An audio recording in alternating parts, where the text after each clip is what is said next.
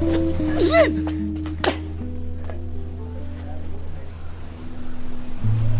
Wasaze bakuroze akundi usiga nk'ubiye bitari wa muhungu we.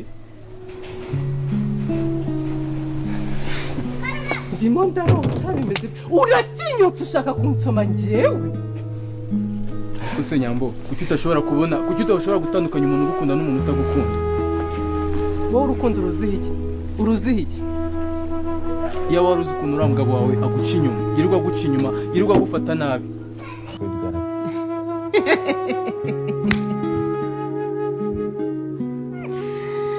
Asimanye ko nuko wambanye seriye bite byawe.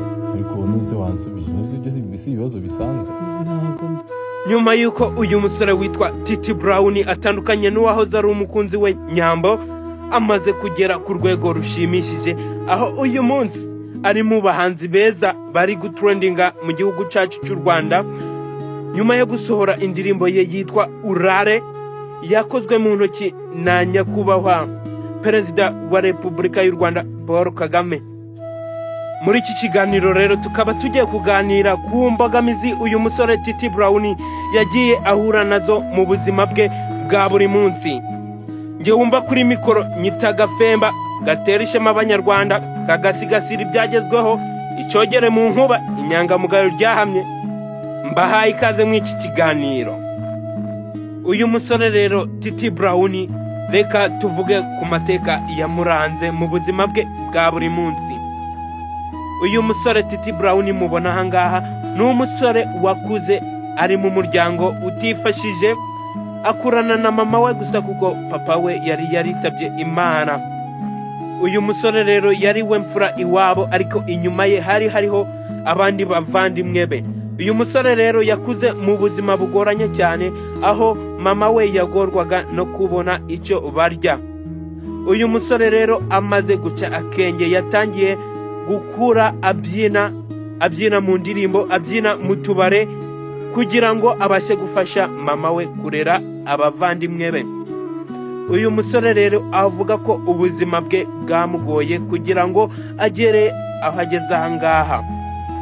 Uyu musore rero yavuze ko ubuzima bwe bwari bugoye cyane cyane bitewe n'uko yari afite umubyeyi umwe nawe utifashije, akamufasha rero kuba yabona icyo barya hamwe n'abavandimwe be. Uyu musore rero yabyinye mu tubari twinshi kugira ngo abashe kuba yabona ikibatunga. Mama w'uyu musore rero nawe yaje kurwara, ajya mu bitaro, biba ngombwa ko uyu musore afata inshingano zo kurera barumuna be ndetse n'abashiki be akiri mutoya. Uyu musore rero Titi Brown yaje kugeraho ava mu kabare, atangira kubyina mu ndirimbo z'abahanzi kugira ngo bamuhe amafaranga afatika, abone uko yishurira barumuna be n'abashiki be Minervari, abone n'ikibatunga. Uyu musore rero yaje kugeraho afungwa, aja imageragere muri gereza kugira ngo abashe kugororwa. Ituzi ngo niki bari bamufungiye, ariko mu makuru dufite nuko bari bamufunze. Uyu musore rero nibwo yaje gusohoka muri gereza, akigera hanze mu isi ahura n'umukobwa mwiza bita Nyambo. Icyo gihe nibwo yari ari gutrendinga ku mbuga nkoranyambaga, arimo asohora filime ari kumwe na Kiraman ndetse na Nsabi.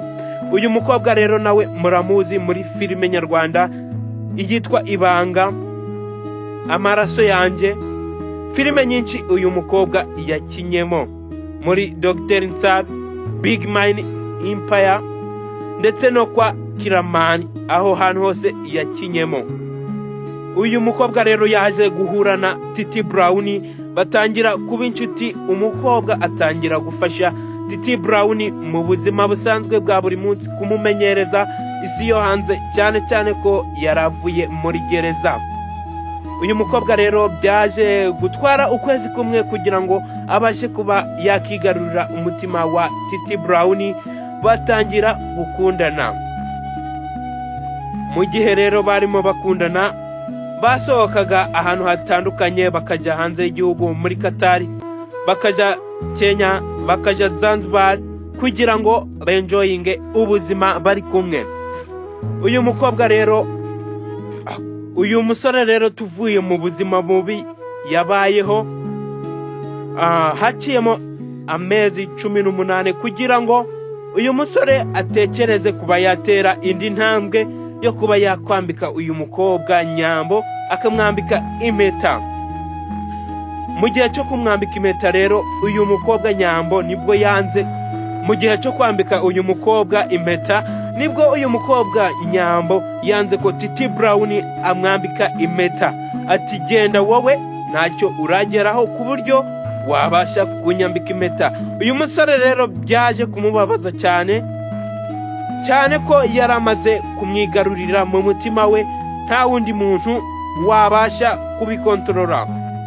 Uyu musore rero byaje kumwangiza ubuzima bwe, nubwo ataheranwe n'agahinda arakomeza arahatiriza, ariko biba iby'ubusa. Uyu mukobwa Nyambo rero yamubwiye ko amufasha nk'inshuti ye, atamufasha nka sheri we bazabana. Ni nayo mpamvu rero yanze ko amwambika impeta.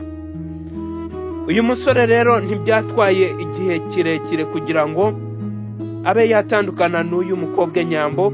Nyambo rero nawe bidaciye akanya, nyuma y'ukwezi kumwe n'ubundi yaje kugaragara arimo akundana n'umudiaspora. Ubu tuvugana rero size nkizi, uyu mukobwa Nyambo yarangije kwambikwa impeta, ndetse ndakeka n'ubukwe bwe bwarabaye.